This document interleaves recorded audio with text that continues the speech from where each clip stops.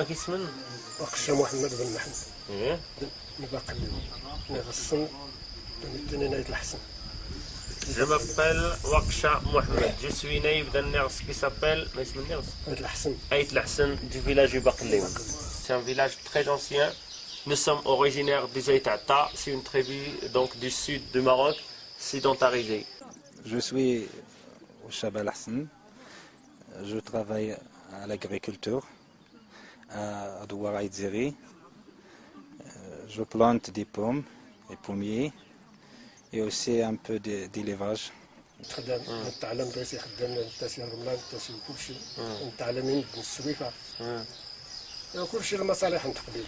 Le naïf s'occupe de toutes les affaires d'intérêt commun pour le village. Il gère les canaux, il gère les agdals, il gère le potable. Maintenant, on est en train de construire un château de potable. On prévient les gens à tour de rôle pour qu'ils participent aux travaux.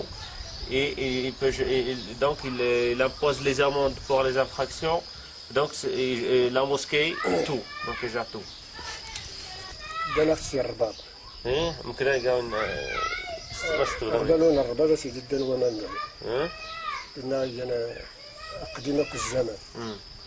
Notre village est alimenté en eau d'irrigation par une source qui se situe tout en amont au village Rabad.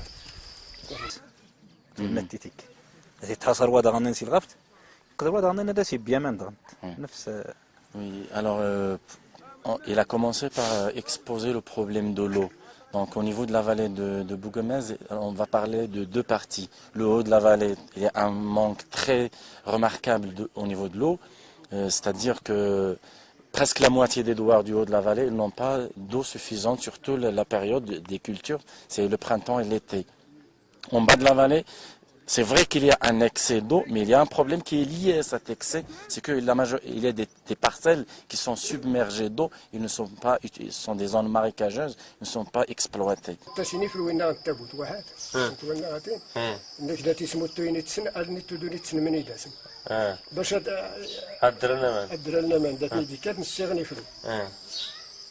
On nous racontait, donc après l'installation du village de Rabat, donc il y avait une guerre sur l'eau. Donc c'est une guerre très ancienne.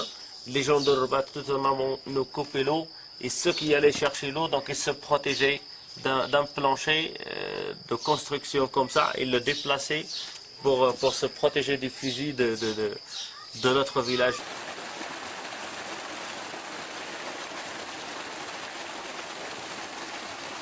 Ces conflits, c'est souvent des réminiscences d'opposition historique entre des fractions qui étaient alliées à d'autres groupes hors de la vallée lors de ce qu'on appelait le Bled Siva, c'est-à-dire une période de tension dans les montagnes de l'Atlas où les groupes étaient constamment en conflit. Donc souvent ce qu'on voit là, c'est des réminiscences de ces anciens conflits. Avril. Ils ont coupé l'eau au début du mois d'avril. Donc on les a cités devant le tribunal. Donc les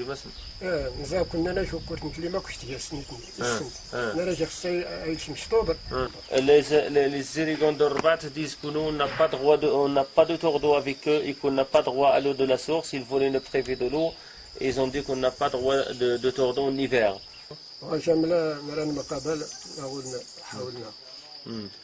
Donc on a cité 7 agriculteurs devant le tribunal de première instance d'Azilal.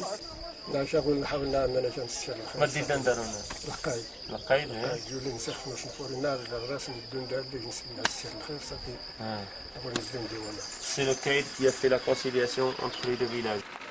Ici, donc les gens, ils ont des coutumes et des traditions, des usages locaux qui leur permettent de gérer les conflits minimes sans passer ni par le caïda ni par le juge communal. Ils préfèrent que ça se gère au niveau du village.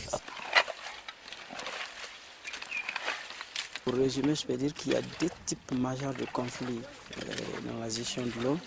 Il y a les conflits que j'ai appelés mineurs intradouars, c'est-à-dire qui se déroulent à l'intérieur des douars et qui sont provoqués en général en période de raréfaction de l'eau par des retards de libération de l'eau lors de l'irrigation, des cas de vol d'eau en amont, c'est-à-dire que tu n'as pas le tour d'eau, mais tu te permets quand même d'aller ouvrir les prises de tes parcelles, donc ça c'est considéré comme un vol d'eau.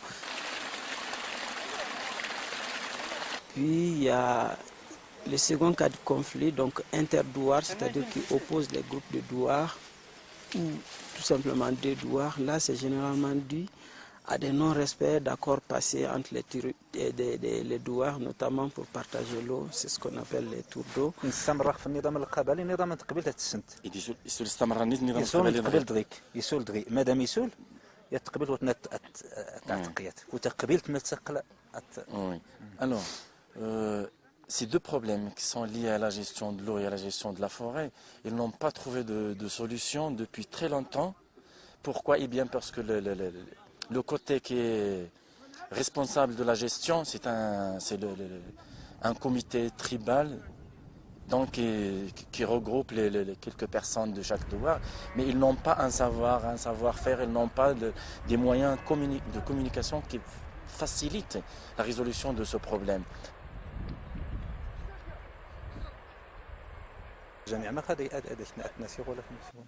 Oui, la solution proposée, c'est de suivre l'exemple qui a été exposé hier au cours du séminaire, du côté d'un Français qui a dit que voilà, chez eux en France, il y a trois choses qui sont réparties d'une façon équitable entre les gens, c'est l'eau, la forêt et les chemins. Si on arrive à réfléchir autrement sur ces problèmes-là, si on arrive à les mettre aux mains des associations et des élus de la tribu, peut-être qu'il y aura une solution. Le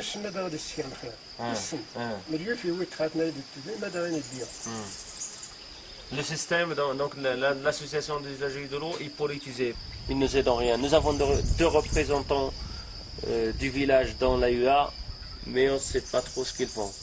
L'association des usagers de l'eau, pour nous, ça ne sert à rien. Non. Les problèmes au niveau de la vallée, ça persiste, ça continue. Chaque comité essaie de gérer simplement ces petits problèmes au niveau du douar et laisse le grand problème qui est eu au niveau de toute la vallée toujours suspendu.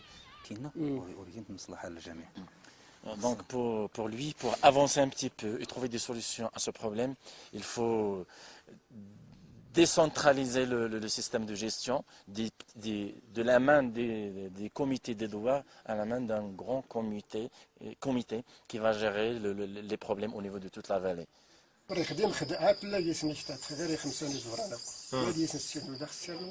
a déjà une association des usagers de l'eau au niveau de 5 villages et ça ne fonctionne pas. Comment on va faire au niveau de toute la vallée? Le projet ESIM, la première chose positive qu'il apporte, c'est d'abord cet échange d'expériences réussies. Donc, si on arrive un petit peu à les appliquer tout en les modérant selon les conditions locales, ça peut gérer les choses dans le sens positif. Nos grands-parents, nos parents, il y avait tous ces problèmes politiques, tribaux, etc. qui existaient depuis longtemps. Mais je pense qu'avec l'arrivée des jeunes, l'esprit ouvert, etc., je pense que ce problème se réglera. Bon, il faut un peu de temps et un peu d'espoir. Je pense qu'avec la jeunesse d'aujourd'hui, les choses s'améliorent et ça...